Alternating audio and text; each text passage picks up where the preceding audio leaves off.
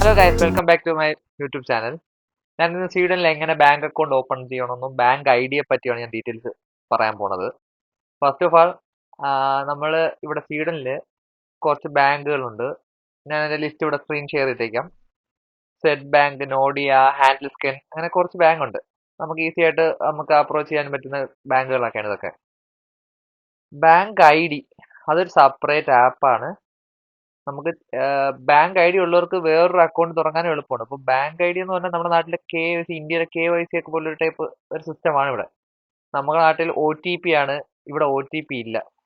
അതുകൊണ്ട് തന്നെ കാർഡ് കുറച്ച് കുറച്ച് ഡീറ്റെയിൽസ് ഞാൻ പറയാനും അതിന് മുന്നായിട്ട് ബാങ്ക് എങ്ങനെ കിട്ടുമെന്ന്.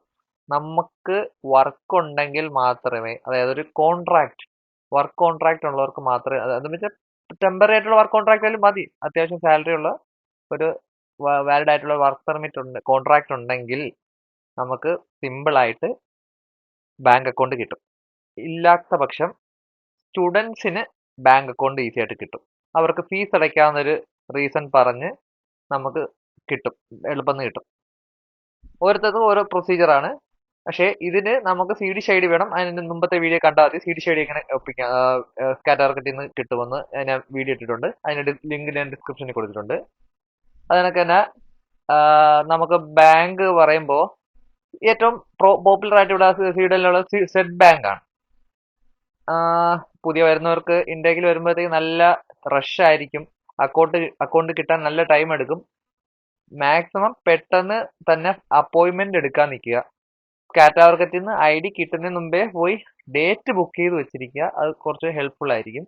കാരണം ഞാനൊക്കെ വന്ന സമയത്ത് സെപ്റ്റംബറിൽ ചോദിച്ചപ്പോൾ പറഞ്ഞു ഇനി ഡിസംബറിലെ അപ്പോയിന്റ്മെന്റ് തരാം, 2 മാസമൊക്കെ അക്കൗണ്ട് എടുക്കാൻ. മുമ്പത്തെ കണക്കല്ല, മുമ്പാണെങ്കിൽ സ്പോട്ടിൽ അക്കൗണ്ട് കിട്ടുമായിരുന്നു. ഇപ്പോൾ ഒത്തിരി ഡിലേ ആക്കിയിട്ടുണ്ട് അവര്. മൊത്തത്തില് ആള് കൂടിയോണ്ടാണോ എന്താണെന്ന് അറിഞ്ഞൂടാ, എന്തായാലും ഡിലേ ആണ് എല്ലായിടത്തും. എനിക്ക് ഹാൻഡിൽ സ്കെൻ ബാങ്കിന് അക്കൗണ്ട് കിട്ടിയപ്പോൾ തന്നെ ഒരു 2-3 ആഴ്ച എടുത്തു. നമ്മുടെ ഇന്ത്യയിലാണെങ്കിൽ സിമ്പിൾ ആണ്, ബട്ട് ഇവിടെ ഒത്തിരി ടഫാണ്. നമ്മൾ പറയുന്ന റീസണബിൾ ആയിട്ടുള്ള കാര്യങ്ങളല്ലെങ്കിൽ പോലും ബാങ്ക് അക്കൗണ്ട് അവർ തരാതിരിക്കും. സ്റ്റുഡൻസിനാണെങ്കിൽ പറയുന്ന കാര്യങ്ങൾ കറക്റ്റായിട്ട് പറയണം. നമ്മൾ പ്രോപ്പറായിട്ട് പറഞ്ഞില്ലെങ്കിൽ അവർ തരില്ല. പിന്നെ ബാങ്ക് ഐ ഡി, അതിന്റെ ലിങ്ക് ഞാൻ ഡിസ്ക്രിപ്ഷനിൽ കൊടുക്കാം. ഡൗൺലോഡ് ചെയ്യാനുള്ള പ്ലേ സ്റ്റോറിൽ നിന്നോ ആപ്പ് സ്റ്റോറിൽ നിന്നുള്ള ലിങ്ക് ഞാൻ കൊടുത്തിട്ടുണ്ട്.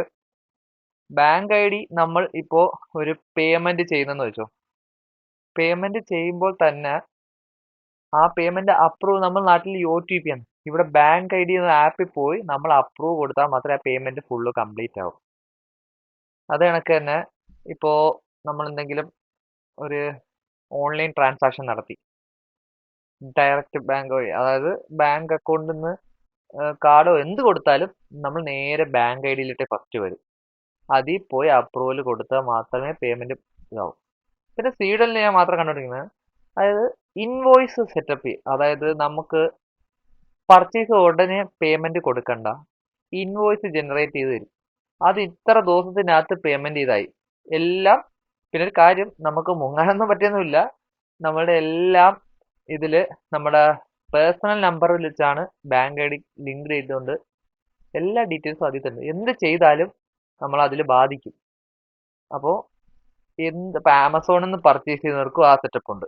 നമുക്ക് ഇപ്പൊ പൈസ കൊടുക്കേണ്ട, സ്പോട്ടിൽ കൊടുക്കേണ്ട ആവശ്യമില്ല, പിന്നീട് കൊടുത്താൽ മതി.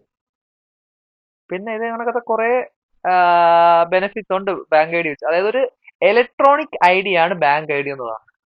നമുക്ക് KYC നാട്ടിൽ ചെയ്യുന്ന ഇതിൽ ഇലക്ട്രോണിക് ഐ ഡി നമുക്ക് മൊബൈലിൽ തന്നെ അപ്രൂവ് കൊടുക്കാം എല്ലാത്തിനും. ഇപ്പോൾ നമ്മളൊരു ഒരുവിധമുള്ള ഈ സ്വീഡനിലെ എല്ലാ ഇതിനും ബാങ്ക് ഐ ഡി ആവശ്യമുണ്ട്. നമ്മളിപ്പോൾ ഒരു സൈറ്റ് കയറി ലോഗിൻ ചെയ്യണം, മറ്റേ നമ്മൾ ഗൂഗിളിൽ ചെയ്യുന്ന പോലെ തന്നെ ബാങ്ക് ഐ ഡി വെച്ചിട്ടാണ് ഇതിൽ അപ്രൂവ് കൊടുക്കുന്നത്. അത്രേ ഉള്ള ഡിഫറൻസ്. എൻ്റെ വീഡിയോ എല്ലാവർക്കും ഇഷ്ടമായെന്ന് വിചാരിക്കുന്നു. Thanks for watching. Have A nice day.